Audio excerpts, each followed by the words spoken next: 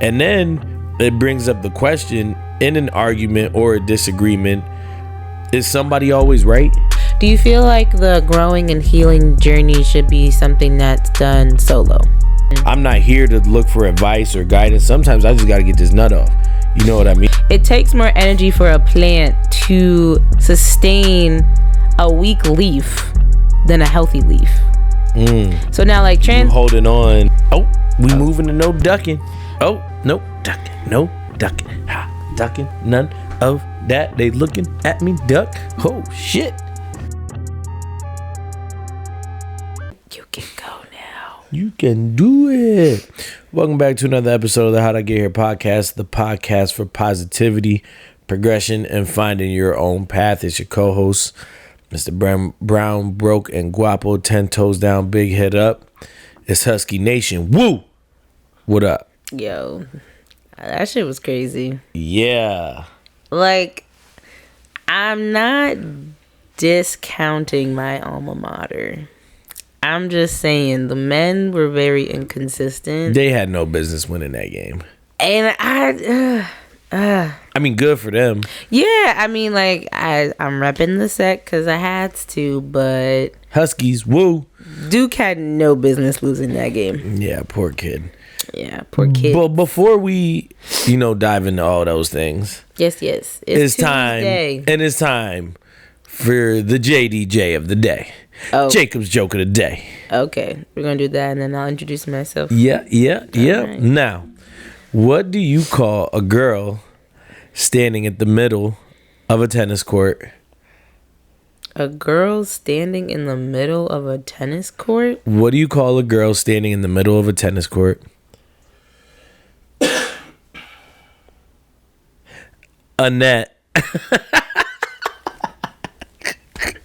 A net. Get it? There's a net. There's a girl. And her name is Annette. And her name is Annette. You like that? It was okay. There's always next week. Yeah. And the week after that, too. I'm going to get y'all one of these days. Well, I know y'all is only two of us in here unless there's voices about it. But you know what I mean. I mean... They, them. I was there. like, Journeys of Jay isn't on yet, I think. So she popped in for a sec. Yeah, she ain't hear your joke, so she's not here to support you at the moment. Oh, let her know when she comes back. Right. She missed a good one. Thank you. But hey, y'all. It's Tuesday. Today was not a great day for me, but we're here. You want to talk about it? We're trying to finish it. My allergies are kicking my ass.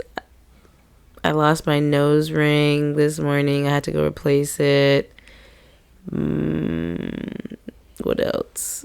My toilet wasn't working. Oh, that's the worst. Didn't really sleep well. Got to work late. That means tomorrow can only be better. Shit, better be. Ooh, no 2 bad days in a row. Ooh, what the man joined. Hey, yo. just saying. That's they got a lot of fuck going on over there. That's so funny. All right, well, shit, we can just move on in to the question of the day. Get into it. Now, there is a video circulating around of Chris Brown at one of his concerts. And you know the part when he brings a woman on from the stage and he dances Take You Down. Yeah, he does Take You Down, and I forget what other song. I'm trying to remember because he did I think like 1 or 2 sets where he had people on stage. Correct. So, but I think like it's not random people though. Right. So, but people think it's always like a random girl he's picking. It's like no. So normally he picks like a dancer or someone he knows. Yeah. However, there's a video circulating online now. I'm going to preface this by saying supposedly the video is clipped from 2 different concerts, so it's not real. Yep. However, it brings up the question. So in the video, there's a girl, he's dancing on her. Her boyfriend is in the crowd. Oh. Chris Brown gets very close to her and they start making out. Oh. Right? Again, allegedly the video's fake. However, for sake of this question, it's real. What would you do if your partner made out with their celebrity crush?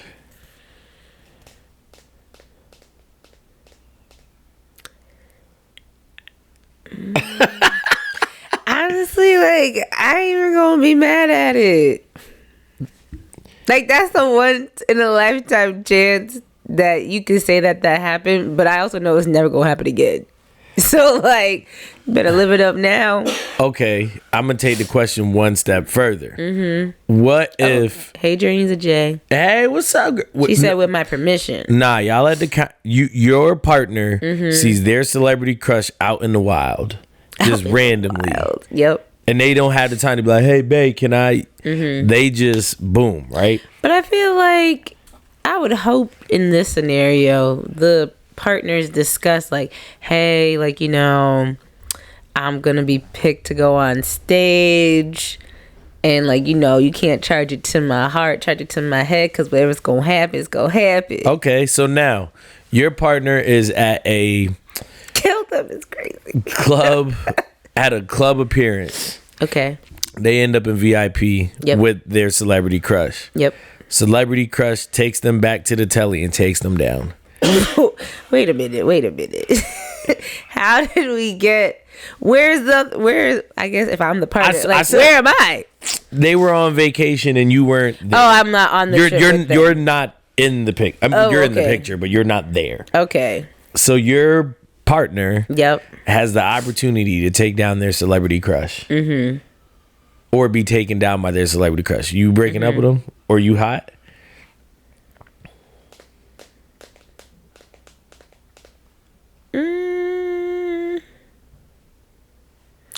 I mean, I definitely would be. I think I would be hot in that moment a bit, because I'd be like, yo, like, what the fuck? Like, you could at least said something. Like, you could communicate. Like, you could be like, oh my gosh, like, so and so's in the crowd. Like, I'm going to get to like try to get a picture with them or something. And be like, all right, cool. But then if you're just like, oh my gosh, like, they told me like we get to go to their like after party tonight. I'm like, all right, cool. But yeah, I don't know. Because then I guess, like, if regardless of status, cheating is still like cheating. However, like, people define cheating to be. So like, if that does occur, then I'm like, yeah, like, your partner cheated. So here's my thing.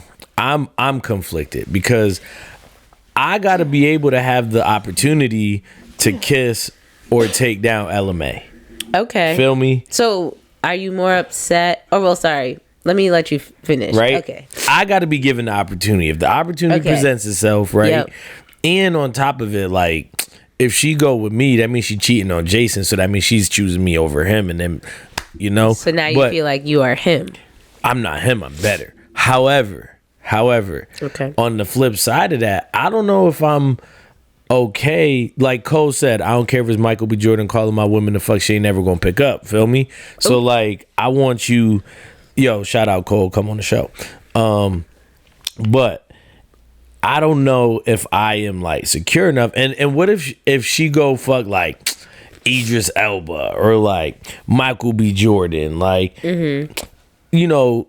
Those are some handsome like what, and then she tried to come back to me, and it's like, oh, but you're not gonna have that. Like, I'm not Michael B. Jordan or Idris Elba, you know. So that's where it's like, I don't know, but I gotta be fair. I was gonna say, like, I guess I forget what I was watching, but it was somebody interviewing this couple. They were swingers, and they had asked the couple like, oh, what is like your favorite hall pass, or like what is a hall pass that like you would be okay with yourself and the other person like doing. So I'm like, is that like a hall pass? You know, I think that's what it would have to be. Do you think you could have a hall pass with your partner? I don't think so. I think I would be able to give a hall pass. I don't know if it would be the other way around. Ooh, interesting. Yeah. Yeah, they're very much like what's mine is mine, and that's yeah, and for that reason, I wouldn't want one because I don't want to share. That's fair. I mean, how I look at it, taking out all the badness of like cheating and all that and omitting information and whatnot, like it's your celebrity crush. Like, I don't know. I feel like that personally shouldn't make or break the relationship, because like it's every time. It's like when, to me, it's if the partner is gonna get then also mad if like their partner's always saying like, oh, like, you know, LMA is bad, or, you know, Chris Brown is fine as hell, or, you know, me, Method Man. So it's like, you know, I feel like partners always say that about the person's like individual crush or whatever. So I don't know. I mean, shit, there's sometimes celebrity crushes where I feel like both of us be like, yeah, they fine as hell. Yeah, I guess that's what it is. Very interested. I'm interested to see what the folk them gotta say about that. I definitely feel like that brings up to just like what I guess is a excusable hall pass, or like what is a hall pass that you would be okay with. I think if my girl came in the crib and said, yo, you won't believe what happened, right? And then she started breaking down the night. I think in the moment, I'll be like, that's a fire ass night. No, at first, I'll be a little hot. I was like, I feel like you're not gonna want to listen. No, first. right. I'm not gonna want to listen, and I'm gonna be hot. Yep. But then I feel like if I try to take the emotion out of it and really be like, damn, that was a fire ass night. What would I have done? Yeah. Like, I can't say I would have done anything different. Right. And on top of it, if she called and asked permission, that would make it even worse. Because now I got to sit home. Yeah, I'm like, don't fucking ask me. Yeah, just do it. Don't tell me that. Tell me that shit after. Don't like, ask for forgiveness. Yes, thank you. Because I'm like, permission is also just like, hey, I'm about to do this with or without you. I'm just kind of letting you know. I don't know. I feel like that's just a little weird. Like, I understand getting the feedback and like okay from your partner to be like, oh, like, are you cool if X, Y, and Z happens? But I don't know, asking your partner for permission, I'm like, you're not my parent. Like, you gonna sign my little permission slip next for me to go out the country? I mean, shit. I mean, some people are like that in their dynamics, but I feel like for me, it would be more so along the lines of just like, oh, you know, we said we wanted to watch this movie together, but I kind of really want to watch it. Like, is it okay if I watch it before we watch it together, type of thing? So you like asking for permission for a movie not to take somebody down? I think that's reverse. No. Nah. She said, fuck all that. If I'm going to do it, I'm going to do it. Hell yeah, brother. Well, that's dope. Send it. So that brings us to on this day, things going on, you know, in the current event, the culture, all the things, them right now. Kanye West dropped his long anticipated album, Bully. I know some folks are like, oh, Kanye a little crazy. I don't prescribe to his yada, yada, yada. It's an amazing album. Yeah. If you can separate the person from the music, it is an amazing album. You know, that's a good point that you bring up, because I feel like a lot of the times lately, people have a hard time separating the individual from their craft. And I say that because, like, so the other day, me and some of my sorority sisters, we was out at the Barnes and Noble outlet looking at books and stuff like that. So I was asking them, like, oh, like, what authors are you into and stuff? What, like, what's popping? What's on the Goodreads? And if y'all on Goodreads, follow your girl. But they were saying different artists. I was like, that's cool. I'm just like, well, I've been into, like, Colleen Hoover. She writes amazing psychological thriller books. However, Colleen Hoover had taken a stance that has been problematic to some folk. And so I feel like whenever I bring up her name, now people are just like, oh, you read her books? And I'm just like, damn, like, I don't prescribe to what she doing, but, like, the bitch write a good book.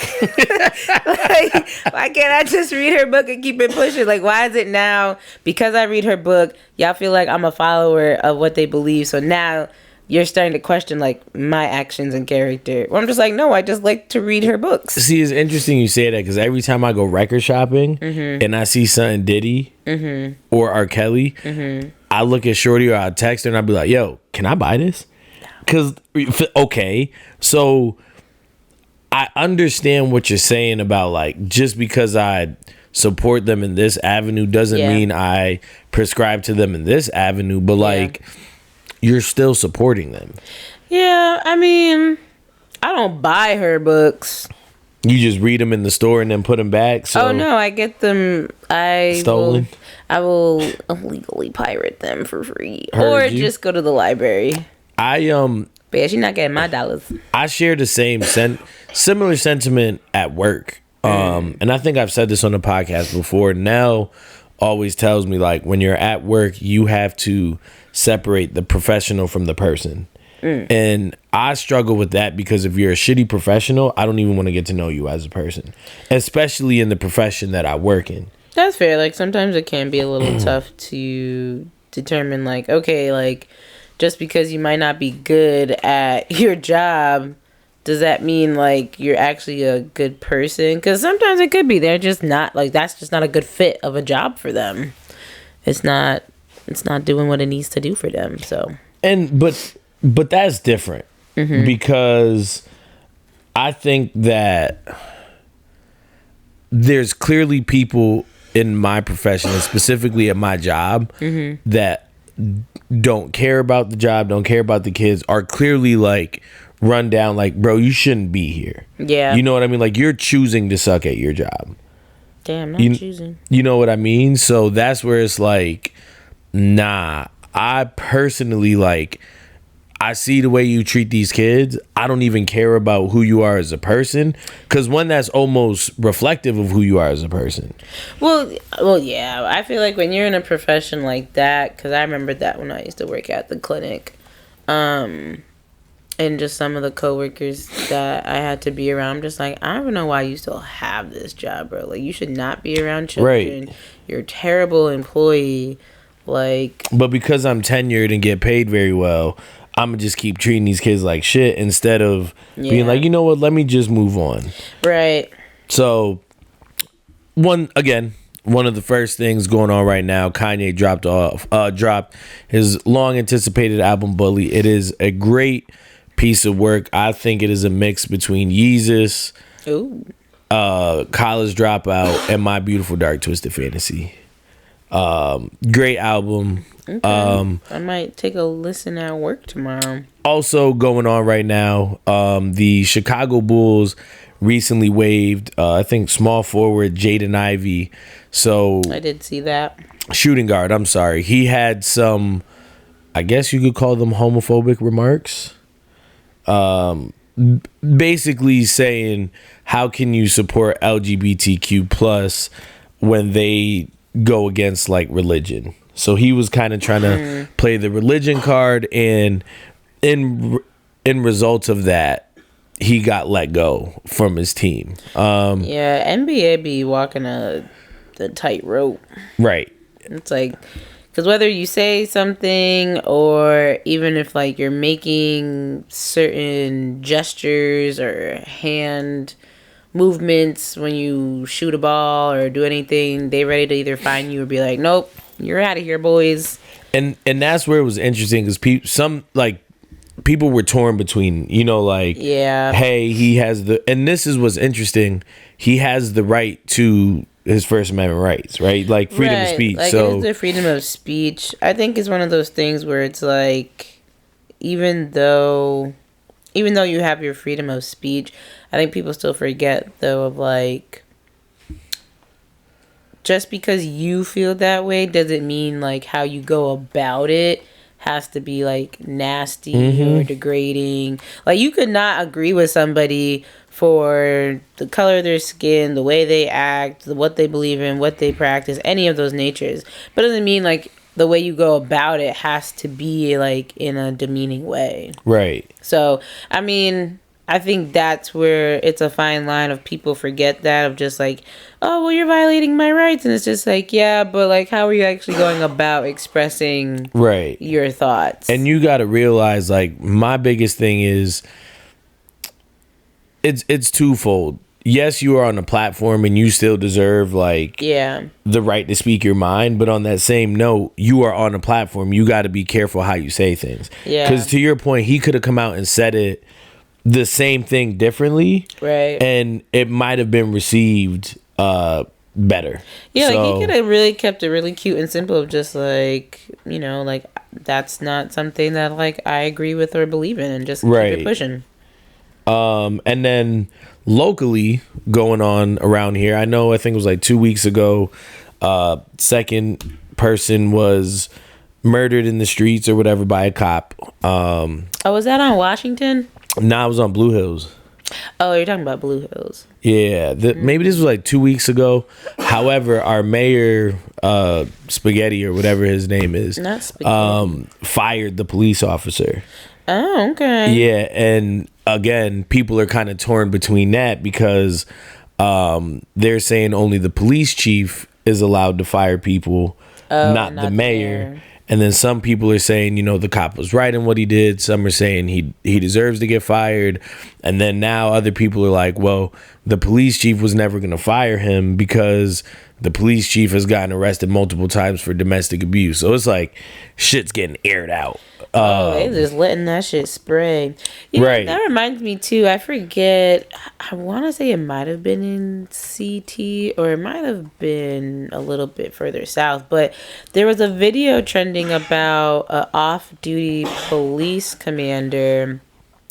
There were these kids. They were protesting against something outside of some public space, and he was there just off duty, plain clothes, whatever, and the protest got into a bit of now like a scrappiness because one, I guess, kid like recognized him and asked him about like, you know, what are you doing to like promote change for like this or whatever, and like he basically kind of like shoved off the kid or whatever, and at first didn't put his hands on the child, but then like once people started getting like more amped up, then it turned into he was then now putting his hands like on the young kids and using like excessive force.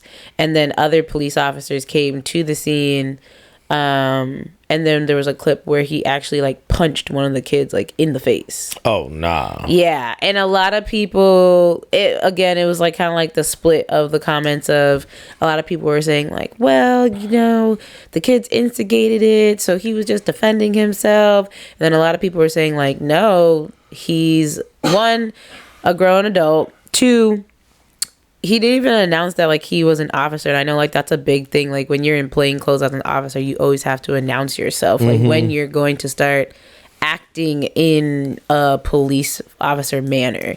And then they were saying too, like, you know, regardless of like what was going on, like you have all this training, or you should have had all this training about how to properly de-escalate a situation. They didn't. And I'm like, you could say that they have the proper training, but it's like, do they go to the trainings? Like, you know, it's always the BS of just like, oh, well, they should be doing this and they should be doing that and they should be following their training. I'm like, okay, but how do you actually know like they're actually doing these trainings? So my biggest thing with this is like, you guys know that I struggle with authority, don't like authority, don't fuck with authority, right? But fuck you, Tony. That part.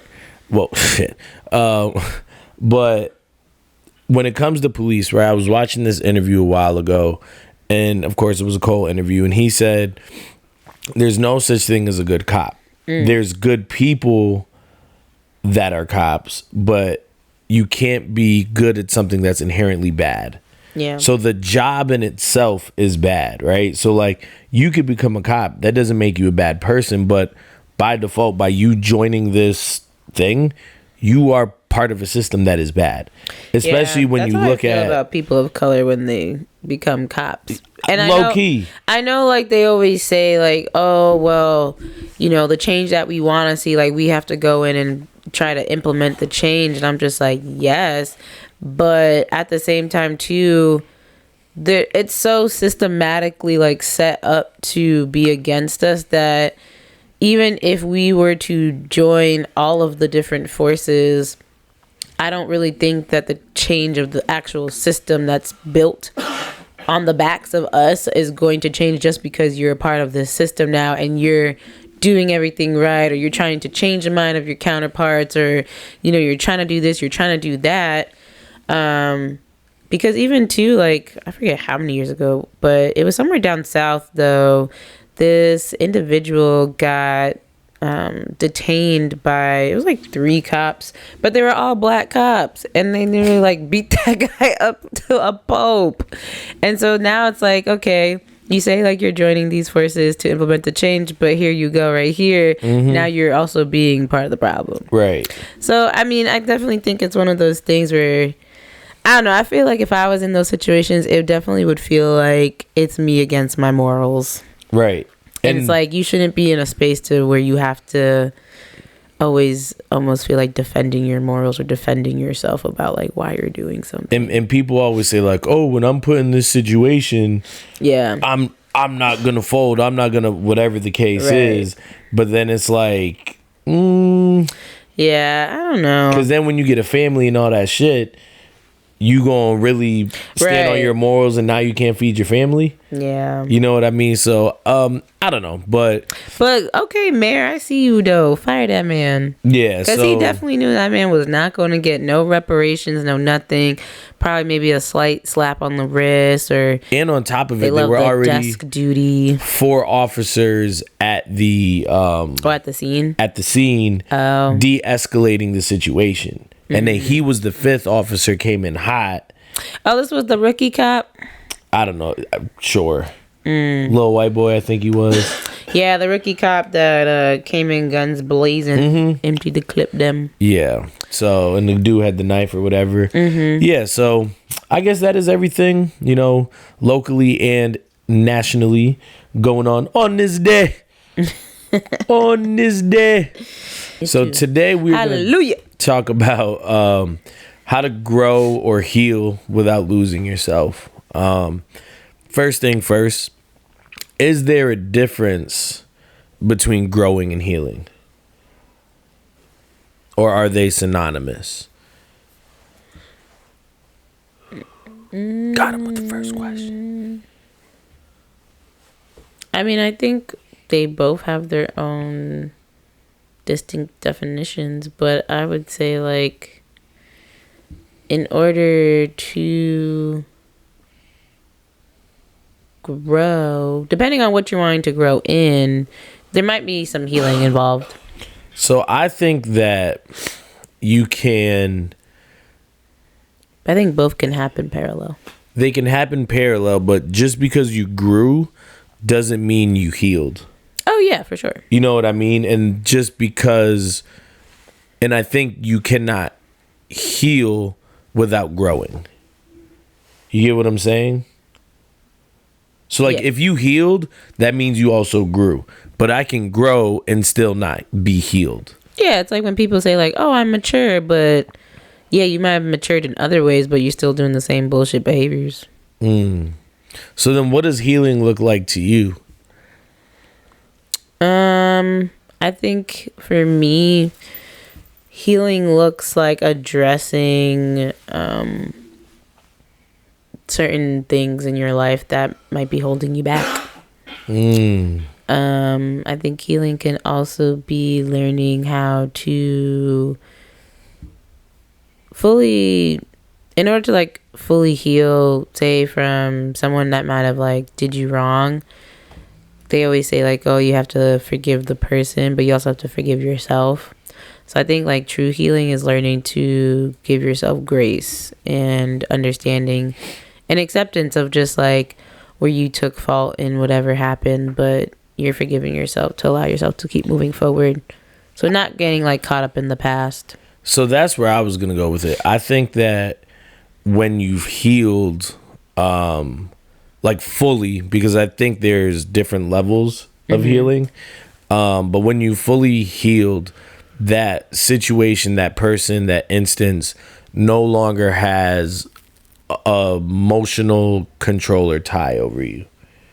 You know what I mean? Because I feel like if you are still triggered by something, if an emotion is still, if something's still living rent free in your head, have you really healed?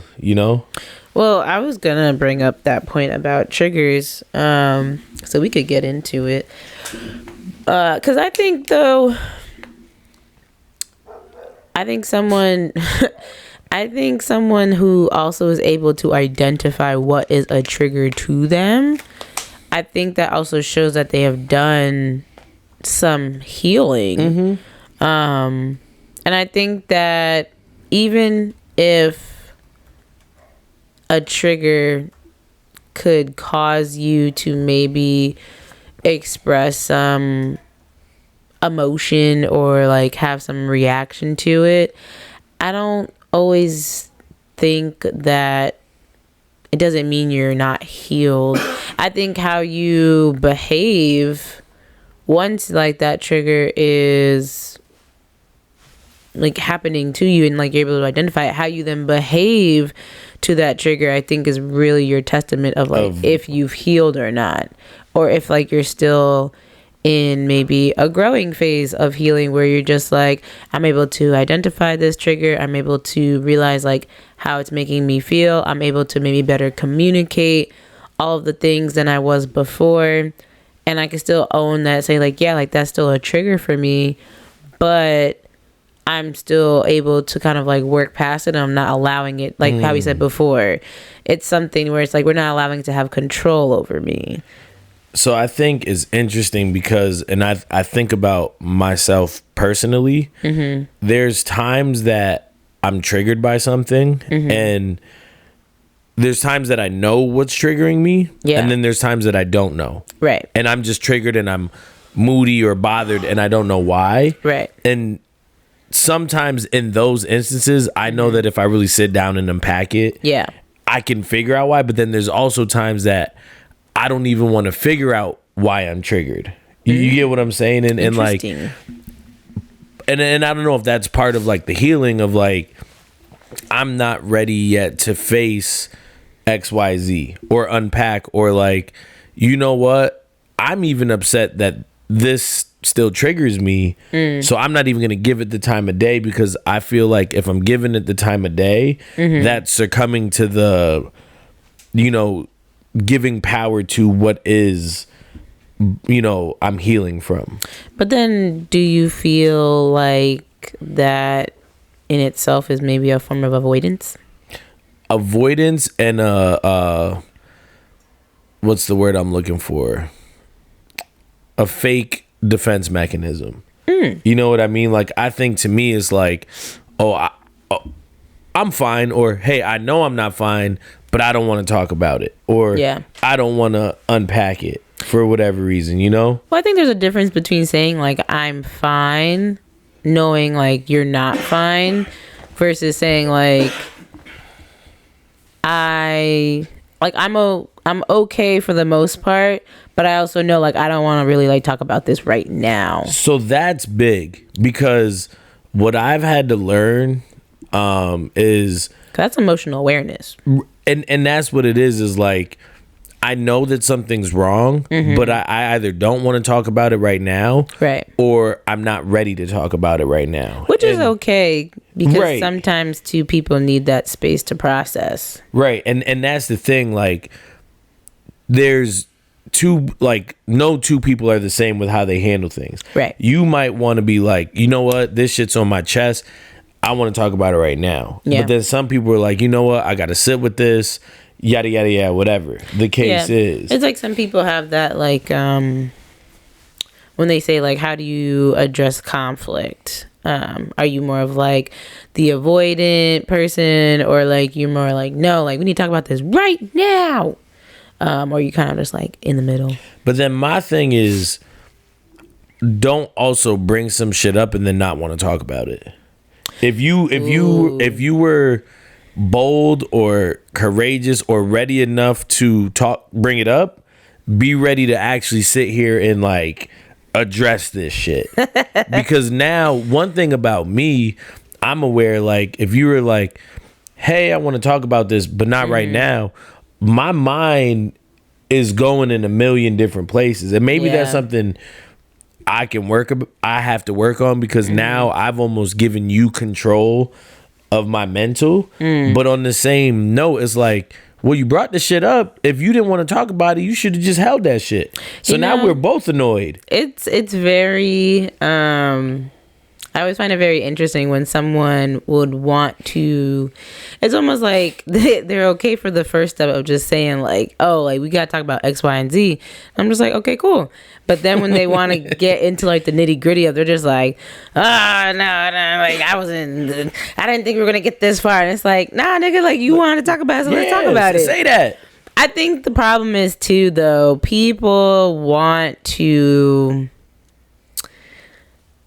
they want to control all aspects of the conversation. So it's like, in that instance, you know, I think people want to have the sense of control of just like, you know, you as the person receiving the conversation and also participating in it, they want you to be like responding in a certain way. They want you to be acting in a certain way.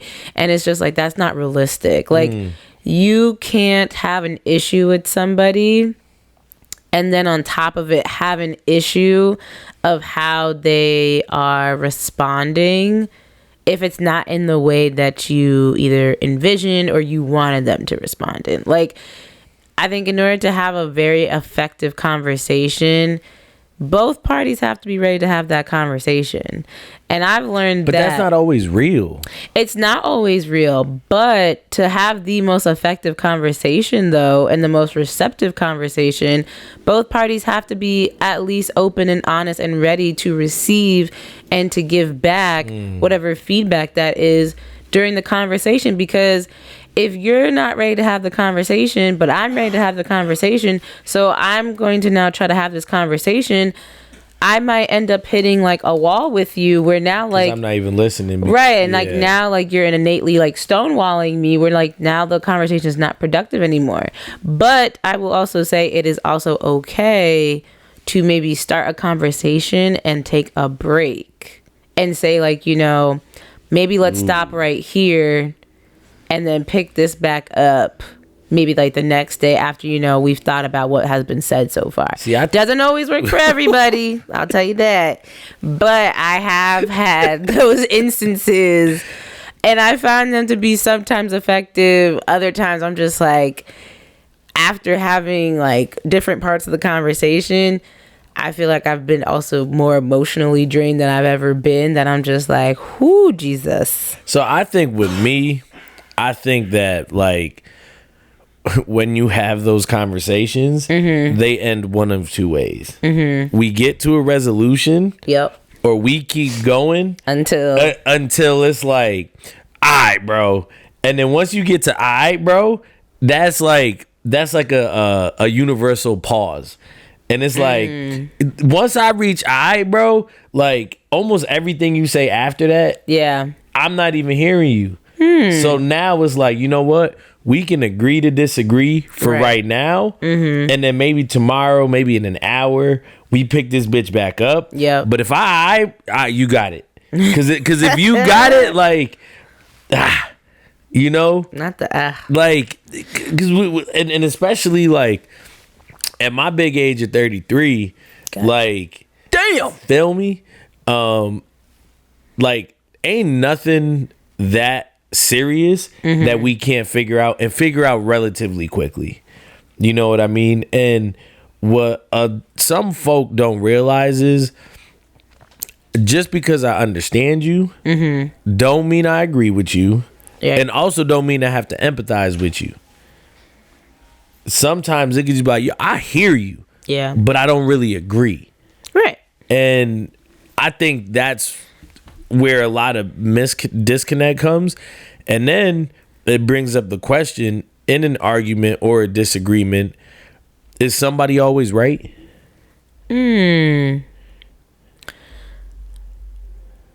I definitely think that is situational. I think depending on what the situation is about. So, like, say if we had a conversation where I'm upset with you because you lied. Mm-hmm. I found out that you lied. I confronted you about it. And now I'm expressing to you about all the reasons why I felt like you could have just been honest with me.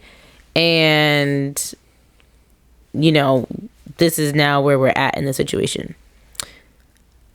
Depending on, I guess, like what the lie was, some people could say, well, you also have to look at Jacob of like why he lied. Why did he feel like he had to lie?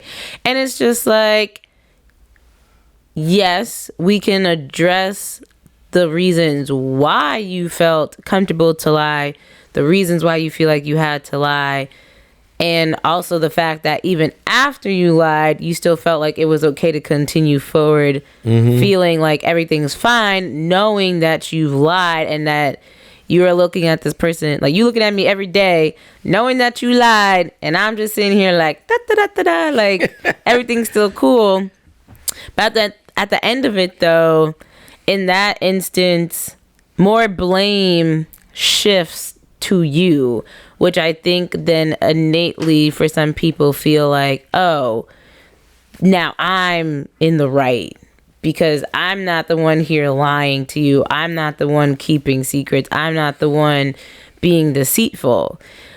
So I think it could be situational. I also do believe, though, it's always your side, the other person's sides, and the truth. There's always three sides to every story. Like, depending on what it is, I think, you know, when it comes to, like, if we think about relationships and breakups, whether it's, like, you broke up with not being someone's friend anymore or a romantic partner, it's very easy to, like, put the blame on the other person and not accept, like, where you were at fault or, like, what you were doing wrong or what you could have done better. Because at the end of the day, like, it's easier to just always blame somebody else. It's easier to be the villain. And a lot of people don't want to take the accountability of just like, yeah, like they fucked up, but like I could say this is where I also fucked up and maybe I could have done better with here, and that's how it played a role in innately like us not being friends anymore or us not being together anymore. So I think one, accountability is a word that I was going to bring up. But all those things, right? Like lying, accountability, being able to have those conversations, identifying triggers, Bob, all the things we just talked about kind of encompass your identity and part of who you are. My identity. And that kind of, just to tie it back to the conversation, is like, if you're growing, are you then abandoning your identity? You know what I mean? Because there's times that it's like, hey, I believe this. I see the world this way. I think this way, right? But then I meet you and you come into the picture and you change my way of thinking. Right. Now, does that mean that growth, I'm no longer who I am because I'm now influenced by the way you're thinking? Or is that just like, no, bro, you're growing how you're supposed to be. I'm still who I am. Yeah. But I'm growing. Yeah, I think you can definitely, I think everybody has something to learn from the other person. Because if we all just knew everything, then I don't think a lot of us would be around. Like, I think there's a reason why we all don't know everything about every single thing. And that's why we do need people in our lives to help motivate, educate, and empower you to like go to the next step. I think it is easy to lose yourself in the novelty and the novice of when somebody is putting you on to a different way of thinking that you may have never thought before. I think it's also very easy to also lose yourself in trying to be something that you're not.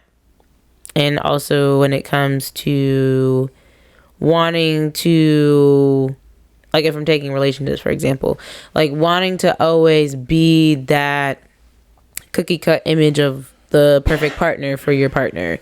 And sometimes people have to understand, like, your partner should want to be with you for you.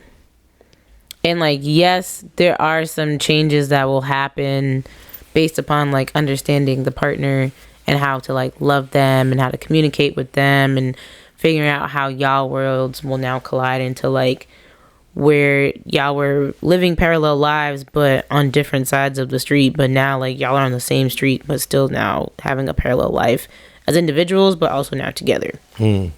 But I think overall, though, you shouldn't lose yourself when you're growing and when you're healing, because innately, like, you have to stay true to you.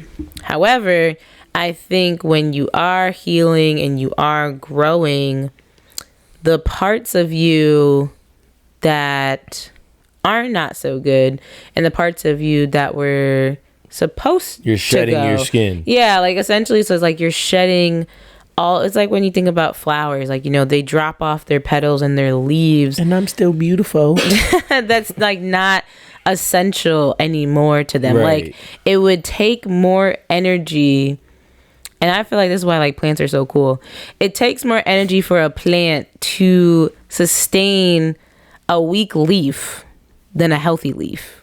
So now, like, you holding on. Yeah, so, like, translate that back into, like, real world experiences. Like, it takes more energy, time, willpower to hold on to things that are not serving you than to just let that shit go. So that brings me to the point about losing yourself. I feel like the universe, God, whatever you subscribe to, tree, sky, whatever, that they will continue to make you feel drained and make a situation not work until you learn this is not for me. Yeah. You can try to take a square peg and put it into a circle peg and it's never going to fit. And the universe will keep putting you through that, and in trying to put that square peg into the circle, you will lose yourself. You know what I mean? You will lose yourself because, damn, you're going to start questioning your morals, your values, your actual value. Like, damn, am I not good enough? Am I not strong enough? Yeah. Why can't I fit this square into the circle? But that's because it doesn't go. Yeah. Whether it's a relationship, whether it's a job, whether it's friendships, whatever the case is, you know what I mean? And I feel like that is when you lose yourself, because you're people pleasing, you're being a chaser, you've abandoned your morals, you've done things that you know you shouldn't be to make a situation work. Unrecognizable, where you're just like, I don't even know who I am anymore, like we talked about last week. And that's losing yourself, not what you were saying in regards to, like, you know what, I'm learning from this situation, and now I'm moving on, I'm shedding this new skin, now I'm starting to heal, because I think every time, like, somebody gives you a word of advice or any type of suggestion, like, somebody told me, like, the same way you have a suggestion box and, like, people can always put stuff into it, but you didn't have to decide, like, what you're taking out of it, is the same way you should treat, like, your life when it comes to getting advice from people and doing other things, because at the end of the day, like, it's still your life. You still have to make the final say. You have to use your own discernment to now decide what would be the best course of action for you. So it's like, no matter what anybody's telling you, like, it's just a suggestion. So it's like, you can take that and err it on the side of caution, or you could be like, no, like, I firmly believe in what they said, and, like, I'm gonna run with it. But I think for me, I definitely have lost myself. I would say both in friendships and relationships. I think I've definitely seen it more in relationships than friendships, though. I can definitely look back to 2 relationships that I'm like, yeah, dog, I don't even know who that was. Yeah. You know what I mean? Friendships, I could say there were a couple instances that I wasn't proud Yeah. of maybe decisions that were made. Yeah. But I could also say I found myself in also work environments too. Yeah. You know what I like, just looking at all those different parts, like just even working in the school system. Yeah. If you'd have told me 7 years ago, you're about to work in a school for the first time ever, and 7 years later, you're still going to be doing it, I'd have laughed at you. You know what I mean? But I found my passion. I found things that I can connect to, understand, make a difference, feel purposeful. Yeah. I found some of that. And even in that time, I was actually lost because of soccer. Yeah. You know what I mean? So it's kind of interesting how you could lose yourself in certain avenues or certain respects and then find it another, or where you lose and find yourself, you know? Right. Because that makes me think of, too, when it comes to the space of just like when you outgrow a situation and going through the movements of outgrowing a situation, outgrowing someone, or outgrowing an environment.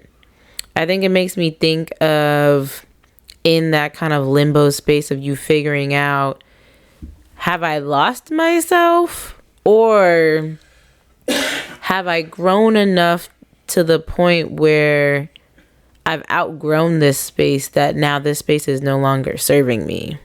So I don't think outgrowing something is bad as long as that's what's actually happened. You know what I mean? Because there's times that you can arrogantly be like, oh, I don't need this anymore.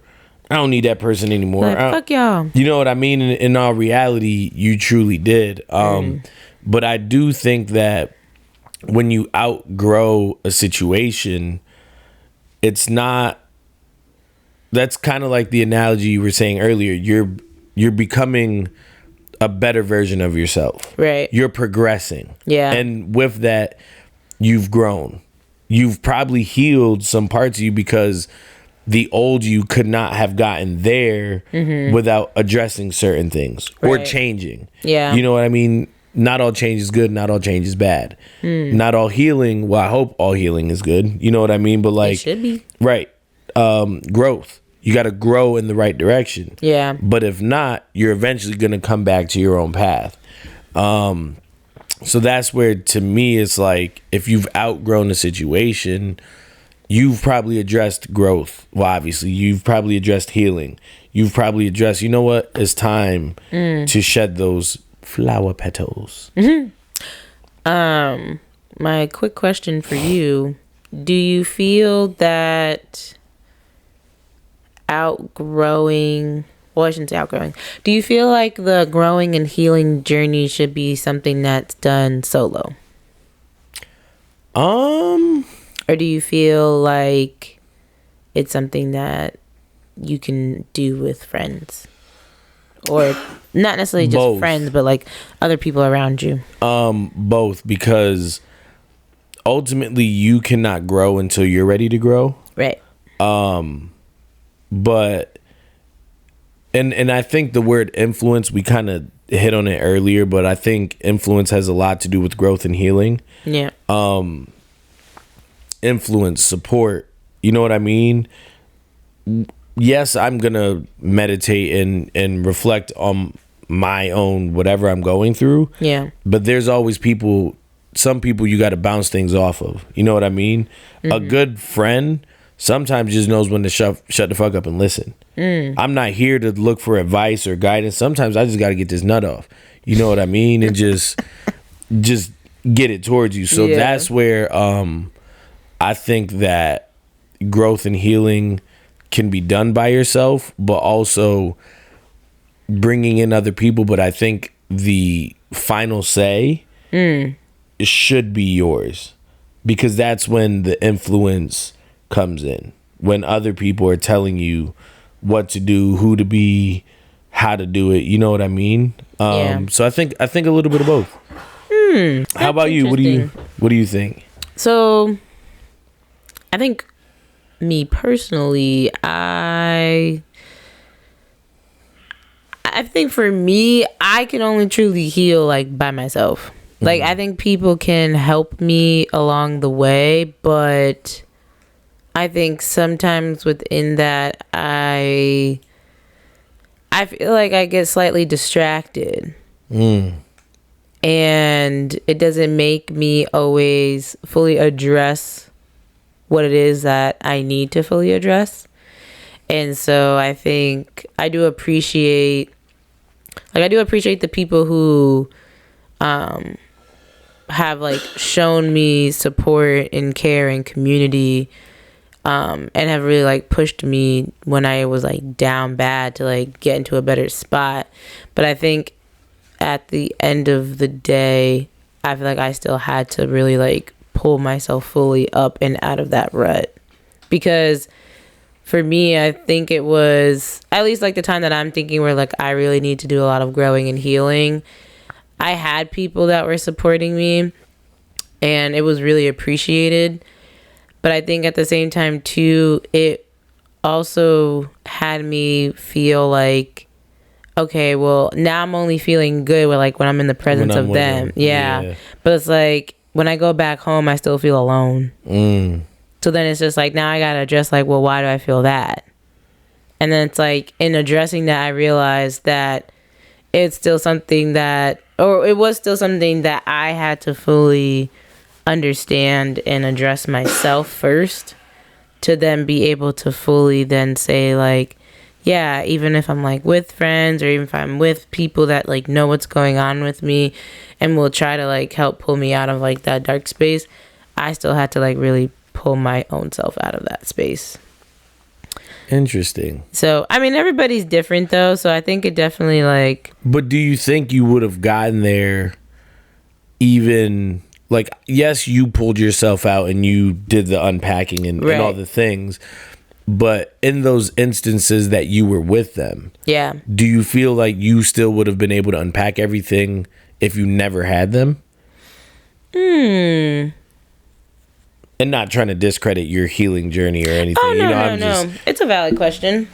I think they definitely helped a lot of... Also, I think helping me be able to realize that, oh, like... I thought I was good, but actually no, like I'm not that good. Like I still have some things to work on. So I think there's power in community for sure. But I think it's also, at least for me, it's always tough with just like who I trust to really see myself like fully naked and see myself like in those like really dark moments. Because I feel like, yeah, like not everybody is also able to like handle that, and like that's also okay too, because it makes me think of what I was going to ask you as well, like as like if we take the approach of like being that friend through someone's like growth and healing journey, do you think like friends should be able, like does it question your validity as a friend if you're not always able to fully help somebody in their growth and healing journey? So I have a friend named Sierra. We probably speak like once or twice a month, right? So in that time when we talk, it's a lot of like catching up, right? What's happened in the last 2, 3, 4 weeks, right? Yeah. Was it the friend that helped with the bat? Yes. Oh my gosh. Yes. How is she? She's actually doing really well. I love that. We spoke, I think, 2 weeks ago, and then we'll probably speak in 3 weeks. And Tell her said hey. But, you know, when we're doing that catching up, she always, like, whenever she's about to dive into her, like, heavy shit, she always says, like, hey, do you have the space for this? You know what I mean? To your point, she like better than me, because I just be laying it on my but best that's friend. and that's what like she used to do. Yeah. And I think people were just like, yo, you always got some shit going on, or you always, and now she feels bad on top of whatever she was already feeling. Yeah. So she's become aware to be like, yo, is now a good time to talk about this? Yeah. Hey, blah blah blah, this or whatever the case is. Because to your point, like people say, check on your strong friend. Yeah. Or, you know, the friend that's always smiling ain't always smiling inside. That part. So that's where it's like, damn, I keep coming to this person for this. What about their problems? You know, like, yeah. You guys met the coworker that I have, I call her Auntie. Oh yeah. So she, auntie, right? So sit down, you talk with her, yada yada, whatever. But I joke with her. I'm like, you're like the school therapist, because people are always in here looking for advice, talking, whatever. So like at least once or twice a week, I'd be like, yo, auntie, like, how are you? Yeah. And she'd be like, yo, nobody else really like, they ask like, hey, how are you doing? Right. But she's like, you're one of the few people that actually takes the time to be like, come in and just make sure I'm good. Yeah. You know what I mean? Because how often does that shit gets heavy? Yeah. You know what I mean? Being a bearer of like someone else's emotions and carrying that, like, it really is unfortunately a blessing and a curse, because I think when you end up being that person, I think that's also showing you that is truly like your calling. Like, you were placed on this earth to be able to show and listen and make someone feel seen and heard. Mm-hmm. But I think at the same time too, it's like that shit just keeps like adding on to you, that you're just like, damn, like, right. I am tired. When do I get a second? Like, this is a lot. Right. A lot for me. Right. So like, I be saying that I'm just like, I'm not one of God's strongest soldiers. And he be trying to tell me I is, I'm not. Oh man. But yeah, I mean, I don't know if you got any other questions. That was a dope little convo. Do I have any more questions? Put it on me. I don't have any more questions that I could think of at the moment, but I think overall though, whatever stage of growing or whatever stage of healing that we are at in our lives at this pivotal age of like our young professional stages of life, I think throughout it all we always have to still remind ourselves to have grace and patience, because they say Rome wasn't built in a day. Mm-hmm. And so like, I think as long as you're always striving to be a better version of yourself than you were the day before, then, you still walking a solid path. Word. And with that, we moving to no ducking. Oh, no ducking. Ha, ducking. None of that. They looking at me duck. Oh, shit. My bad. Take it away, baby love. Boo, boo.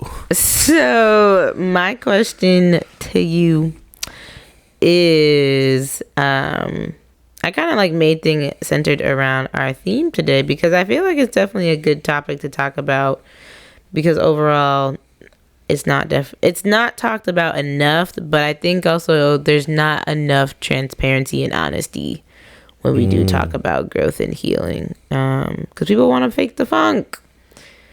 So my question to you, sir, is, hold on, I'm finding my notes. Okay, here we go. When was the last time you cried? Sober or drunk? Because I reach a level of drunk, that shit. You start crying? Dog. Bruh. But that's like at the bottom of a bottle. Yo. Yeah, if you ever see me, you like, yeah, he's smacked. That is so funny that you say that, because I definitely have not seen you there. But I think if that is someone's like, when they know like they've reached their past limits, I'm like, yeah, no, this is when I'm at my, like, that's past blackout for me. like if I'm blacked out and I keep drinking, the next step is crying. Like, it's not throwing up. It's not like, the next step is crying.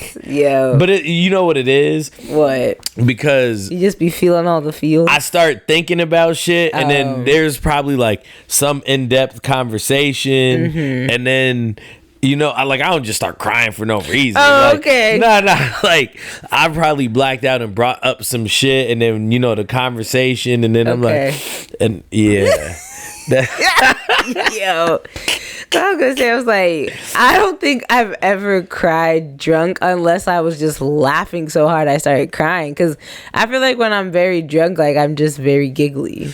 Yeah, but that's what I'm saying. Funny. And you done see me drink. Like, it take a lot. Like, it takes a lot and the right, like, combination of people to get me to that point. Wow. Learn something new every day. The last time I cried, though, shit. I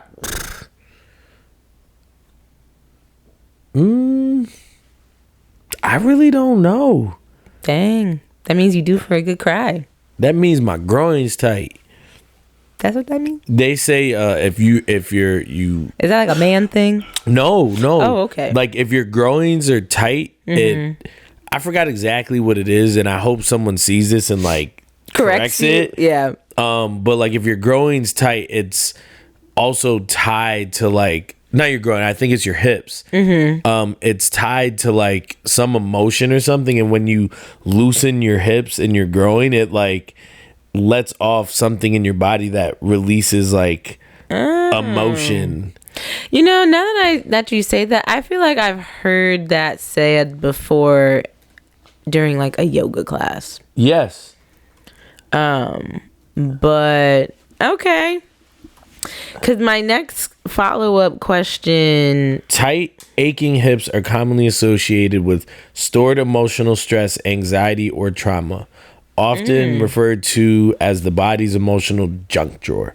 Not the hips being the junk drawer. That's crazy, because we know everybody got that one junk drawer. Yeah. Y'all be cleaning out y'all junk drawers. And some of y'all got... I got real random shit in my junk drawer. I got like Ziploc bags. I got scissors, a cutting board, some pens, a bunch of like random ass papers. Yeah. But that's honestly the cleanest my junk drawer has ever been, just like going off topic. But like, I'm proud of myself because when I was at my last place, ooh, child, that junk drawer was scary. Yeah, when are we doing a game night? I don't know, because I do got lots of games, but we gonna hold off on that real quick because I got parts too. Because my follow-up question was gonna be, do you think men are actually given space to process emotions like crying, or is it still kind of seen as a weakness? So that is a tough question, because in my circles, like in my circle, well, we want your honest take, because it's still probably no ducking. No, I know. Like in my circle, I've cried in front of my male friends. Like I've cried in front of Nell. I've cried in front of Drew. Have they also cried in front of you? 1,000%. Okay, because we gotta reciprocate the energies. I'm pretty sure my Buffalo friends have seen me cry. Buffalo. I don't know if I've cried in front of Spencer before. No. Okay. But you know what I mean. So like. Yeah. And vice versa. You know what I mean? Like, probably every male I've cried in front of has cried in front of me. Okay. But I also have that circle where we're real. Like, right. You know what I mean? Yeah. But not everybody is fortunate enough, mature enough, right, to have those circles. Yeah. I have female friends. You know, I'm lucky enough. Like, I've cried in front of Lex before, like 100%, probably multiple times. Some drunk, some sober. Now I have to ask her about the drunk moments. But again, like I have that. Yeah. I don't know if everybody has that circle or that community, and every male has that to do that or is comfortable enough doing that. You know what I mean? So like me, luckily, yes, but I truthfully don't think every male has that, and they're stuck in what society is telling them they can and can't do or is acceptable. And I think that also, not to jump back in the topic, but has a lot to do with healing and growth. No, yeah. You know what I mean? And you said that, like, tying the question into the topic. A lot of the time society says you shouldn't cry or open up, just pull up your bootstraps and keep pushing. Be like, you're fine. Everything's fine. Be a man. And it's like, no, nigga, boogers coming out, tears coming out of one eye. It's like, I'm actually not okay. I'm not okay. I got an arrow in my leg and shit, but I don't think that space exists. Maybe I'm wrong, but I personally don't think so.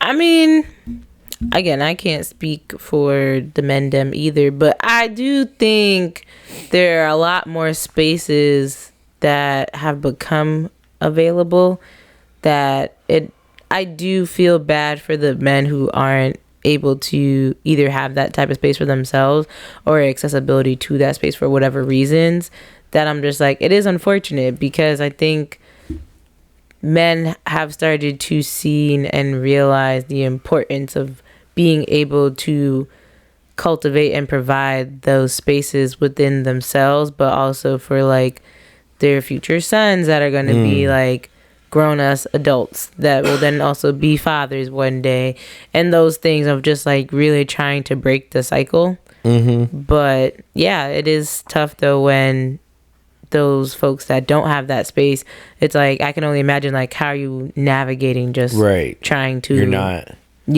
so but yeah, I think also too when it comes to women, I know like women are also seen as always being more like emotionally in tuned and emotionally aware and just always the emotions. But I would say though, like there's still spaces where even women are still learning to be able to feel comfortable to cry in front of their friends and to be able to open up to their friends and not feel like there's judgment or they're not going to understand or they're not going to be able to just listen to me and be able to express myself.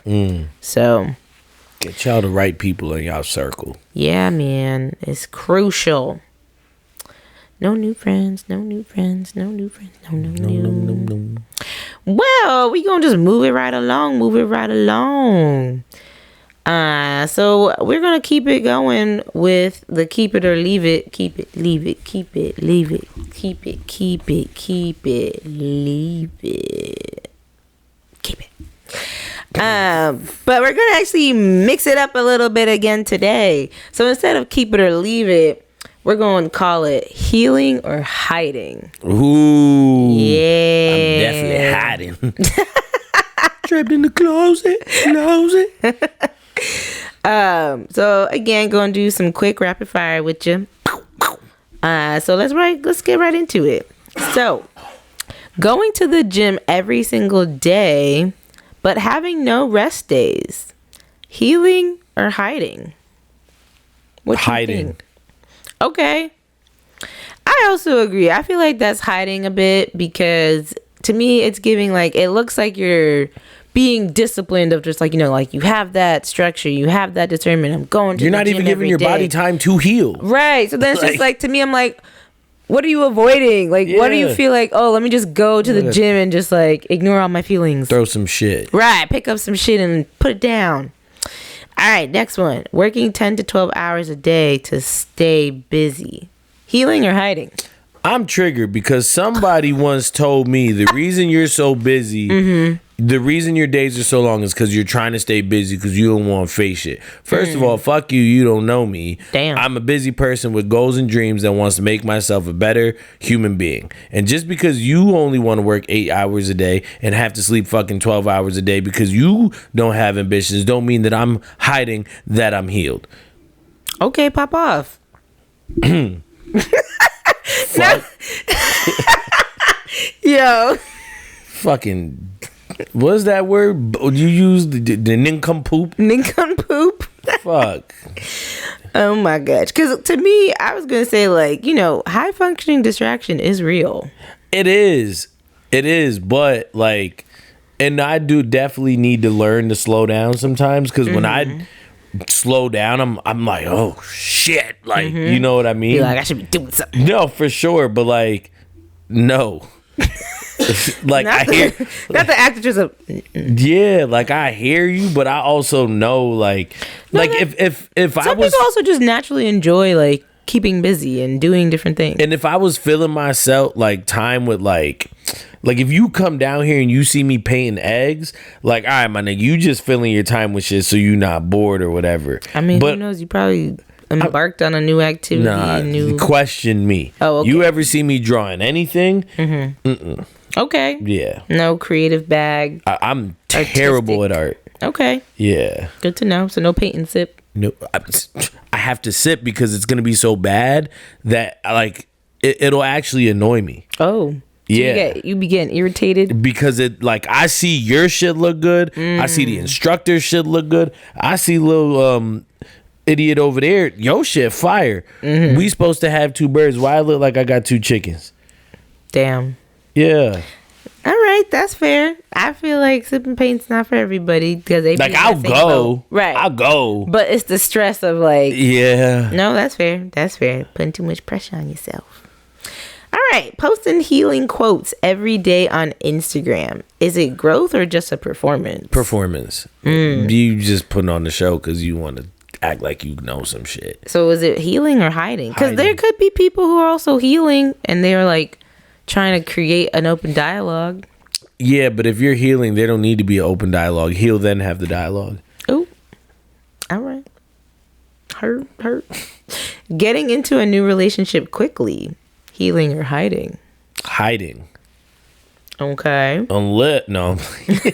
I was going to say, unless you cheated on your ex and you're getting with the person that you cheated with because you probably liked them because you were probably already in a relationship with them longer than... You know what I mean? I see. Like you was probably already with him. But then that like they say though, like it's just going to repeat the cycle. Yeah. So I don't know. That's not me. I mean, I don't know. I think it could be healing or hiding because there's some people who realized that last relationship was not serving them and then they met somebody and was intentional about like what they want, what they're looking for, what they're wanting in that relationship that they're just like, okay, like we gonna be intentional and their person is now being intentional with them and then together. Nah, you know what I don't trust? What? A person that be like, I'm only a relationship person. You know what I mean? And then like, oh, like they can't be alone. Yeah, and like they were in a relationship. As soon as that one end, they need another one. Now I'm right here, and then that one, and then like, nah, because you had a couple itches that you needed scratch, and that's why your relationships don't keep fucking working because you keep just jumping in and out of them like they're a hula hoop, and that's what I don't like. Okay, hopscotch. Damn. Hiding. Right, hiding. Let's see. I'm focusing on me, but avoiding hard conversations. Healing or hiding? Ooh, that's a good one. Cause I've heard I'm just focusing on me right now. I've also heard, I just got a lot of shit going on, and it's just.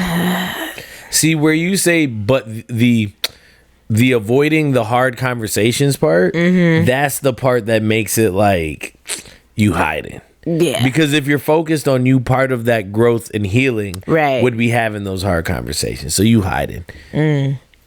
All right. Next one. Therapy, but not applying anything you learn. Healing or hiding. That's hard-headed. That's what that is. But you also might like, I mean, I really can't speak because the 3 therapists I had all ran from me. So, damn. Yeah. I had a therapist ghost me once. I had 3 of them. That's crazy. Crazy, right? That's a true story, too. Facts. I hope they see this so they can know that I'm still alive and I didn't need y'all niggas. But, you might, I mean, part of the therapy is like learning how to apply it. Right. So if you're just choosing not to, now if you're struggling, yeah, that's like, you keep seeing a toxic situation. Yeah. Like you can't help. Eventually you're going to get away from it. Right. But like if I keep falling into it, like I'm still healing. Yeah. You know what I mean? So that's where it's like, now if I just keep it's like, all right, bro, like you're not it's like trying. Where's the accountability here? Yeah, like, you know what, but keep running me that bill, feel me? Hey yo, nah, not taking their pockets. All right. The final and last question of the night. Cutting off alcohol, but replacing it with other habits, such as, maybe another substance or constant outings. Healing or hiding? That's hiding, because what was the point of cutting it off then? Some people are just like, I'm not gonna drink this much, or like I'm gonna ease up. I'm not gonna do too much anymore. I don't understand that, because I do that at least twice a year. Y'all know that. Mm-hmm. But when I do it, like, it's a lifestyle change. Yeah. Like I start working out in a different way, or eating different, or I don't need to go out. Yeah. And if I do, like, I'll go out a couple times, it's someone's birthday, it's this, it's that, whatever the case is. But like, if I've dedicated myself to this, like, it's the lifestyle. Okay. Yeah, it don't make sense to fill it with something else, because then you might as well just kept doing it. That's fair. I think I've never understood when I'm talking about weed in this instance, because I've always heard people say like, oh, like, weed's the gateway drug. Once you start doing weed, then you're going to want something stronger, and then boom, crack addict. I'm like, how did we get here? How did we get there? But I definitely think, though, people do use controlled and uncontrolled substances for whatever they are trying to avoid sometimes, and other people just do it just because it's fun and they have a good time. Makes me feel good. Yeah, and then they go about their business doing what they want to do. Then they start crying at the end of the night. Yo. Well, shit, that was fun. But yeah. Well, let's see if we can get this done in 3 minutes. My high moment of the week. So I got a backyard. It's yay big. It doesn't really grow grass, and people have been like, oh, why don't you one, there's a lot of trees back there, so it doesn't really get the sun it needs. Nope. So last spring, I tried to plant some fertilizer. Okay. Ain't shit grow. Okay. So then my dad, he's like a neighborhood, like, farmer and shit. So I was like, Dad, can you come over, like, help me do this, blah, whatever. Yep. So I had three bags of fertilizer. Okay. And he was like, what are you doing with that? And I was like, well, I'm going to grow the grass. He was like, you need at least 15 bags. I was like, Damn. Yeah. Even just for your size of backyard? For that little ass backyard, shit. He was like, you're going to need at least minimum 15 bags. Now I'm just thinking for someone who's like a full size standard yard, like. Right. And I would say, like, nah, nigga, you don't know what you're talking about. But you've been to my dad's. Oh, his backyard's beautiful. So you know what you're talking sanctuary. About. Yeah, you know what I mean? Like, he's an earthbender. Right. Feel me? So when he said that, I said, well, I don't need this grass to grow that much. I'm fucking dead. You're like, yeah, no thank you. Yeah, I was like, bro, that's almost $400 for it to, like, not even guarantee that it's going to grow. You know what I mean? That is a little. So I was like, we just gonna be back there in the dirt on our cookouts and shit. I'm gonna clean it up though. You can always just pave it.